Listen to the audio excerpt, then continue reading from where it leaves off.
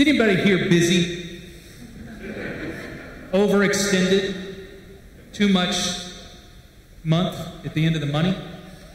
Anybody feel as if their to-do list is as long as the old telephone books they used to throw on your front porch? I want to ask you a very simple question and leave it hanging as we dig into John 12. Do you feel like you have anything left to give? John 12 is an amazing story. The chapter before it, Jesus raises Lazarus from the dead. Lazarus, who had been dead for a few days, the stench was so bad everyone could smell it. But when Jesus shows up, he raises Lazarus from the dead. And so we go to this next chapter that we just read in John 12, where a dinner was offered in honor of Jesus. Now, I think if Jesus is there, he's probably the guest of honor. But Lazarus is probably 1B. I mean, here's a guy that was dead, buried, and Jesus raised him from the dead. And they have a meal where Lazarus is reclining, where Jesus is the guest of honor, and where Martha is so busy serving, making sure that people are taken care of. Now, I don't know about you, but I can't stand extending myself for my siblings. I'm an oldest child. I'm sure some psychologists here can explain that. I want everything given to me, but I better not have to help my little brother and sister. Martha is serving his brother. And if my sibling was dead and then brought back to life, I would probably bring him a plate of potato salad too. And so Martha serves, Lazarus reclines, Jesus is the guest of honor, but none of them are actually the lead characters in this story. Mary sits at the feet of Jesus. Mary sits at the feet of Jesus. And she's not simply as a student learning. She's not simply out taking notes. It says that she is there and she takes a one pint of nard that's worth a year's wages and pours it on to Jesus' feet. Now, for those of you that don't know how big a pint is, just ask your friends that went to Ole Miss. They know how that is. Did you catch that SEC joke? I got it. I know where I'm at. A pint is this big. And it's full of a year's wages, and she pours it on Jesus' feet and rubs it through his grimy, smelly toes. I assume Jesus' feet smell. He's fully human and fully divine. And then she drops her hair. I'm jealous. She drops her hair, and she washes the feet of Jesus, dries his feet with her hair. This moment of intimacy, this moment of worship, this moment where Mary opens her heart up to Jesus in a way that few of us would ever be able to experience or describe is interrupted by Judas. Now, I'm a child of the 80s, and unless you're 43, you won't catch all my cultural references. But does anybody know what Star Wars is? What music plays every time Darth Vader enters into the scene? I should have given this to Mark to kind of cue that up to play for us. The Imperial Death March strikes up every time that Darth Vader enters the scene. And I don't know if it's because I learned the Bible about the same time that that movie came out, but every time Judas shows up in the Bible, I just think of Darth Vader showing up. And he goes and he proves it. Judas asked the question, wouldn't this money be better spent on the poor? This is like telling your teenager, you don't need the new video game system. I bought you one 3 years ago. Judas asked the question, wouldn't this money be better spent on the poor?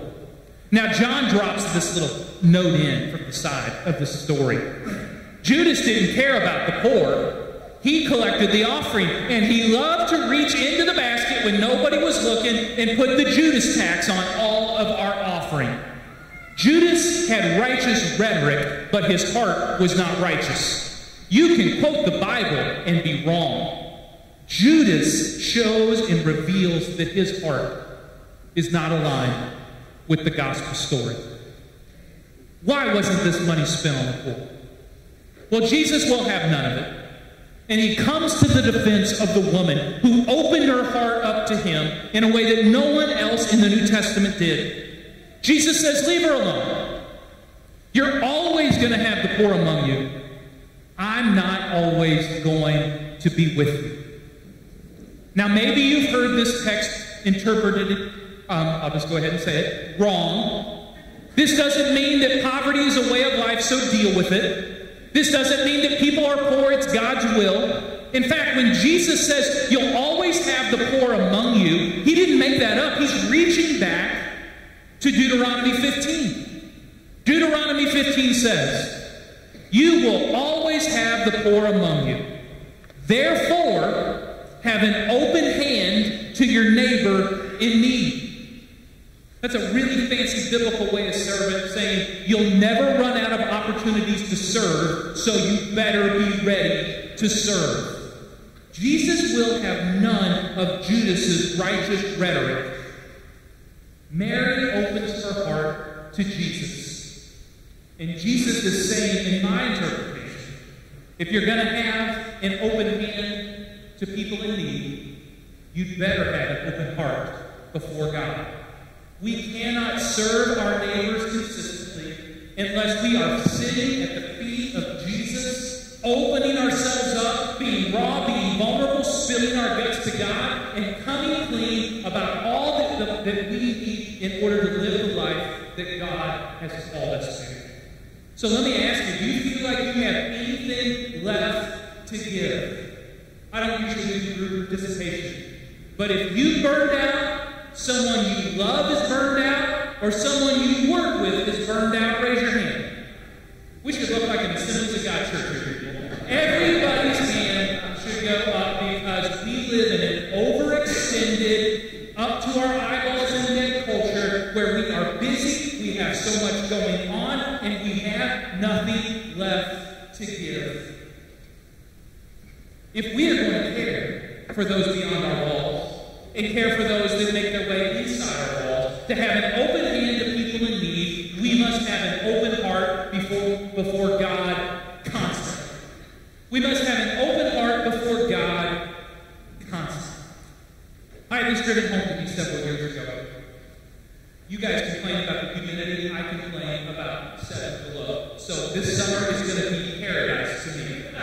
I remember when I went out to start the car on a Saturday morning, I think it was 2009, 2009. It was 7 below on a Saturday morning, and I went to start the car early to get ready for us to go to our son Reese's basketball game. I was the coach, I only got 2 technical fouls all year. It was a great season. I went out to warm up the car, let it sit there for 20, 30 minutes, go in, get a couple cups of coffee, load the family up, and go to the Y. We go back out to the car after an appropriate amount of time, and I get in the driver's seat, Marissa gets in the passenger seat, Reese jumps in the back, and we realize the car is dead. Not because of the battery, but because of the gas tank.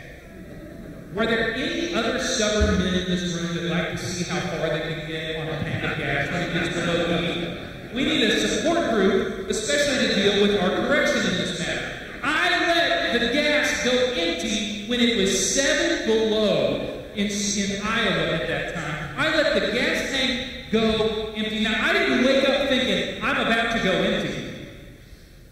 It sneaks up on us. It comes in sideways. It appears at the worst possible time. So for all of us that are running on empty, I need you to know, if you've given too much, if you've extended yourself too much, if you've offered too much to other people, the best thing you can do is sit there. Sit with God. Sit at the feet of Jesus. Don't just do something. Be still and know that I am God. I have a lot of big plans for these next 2 years.